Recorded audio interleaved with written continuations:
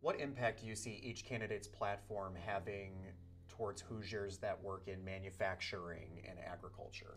Yeah, I think that this is really big because we also have issues that aren't necessarily at the federal level, like property taxes and other things that are very much affecting things. Like I said, I think the tariff debate and how that goes will be important. I'd like to see how members of Congress and senators running, if they're echoing the same kind of tariff notion that President Trump has been pushing.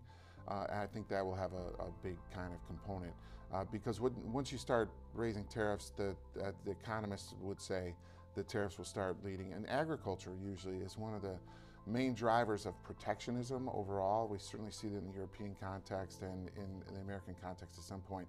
But it's noteworthy that I think there's a lot more agreement in some of these areas than what we would have expected, given, as we said, they're kind of polarized and not working together. So for instance, trade with China.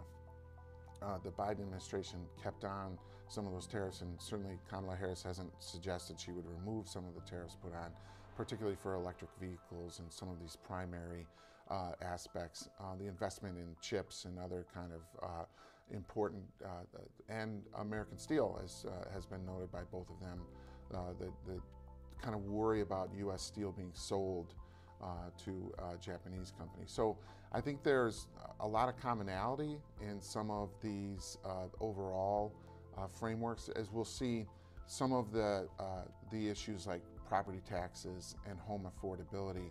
I think Kamala Harris is developing some plans as far as tax reduction for down payments and some of the first-time homeowners that already the federal government is pretty aggressive at helping with, but certainly will add some fuel to hopefully kickstart, in her case, what that is. I think in large part the Trump administration will point backward and say, look how things were prior to COVID, and that's what we would like to return to. Whether or not that manifests itself in explicit policies is a different issue.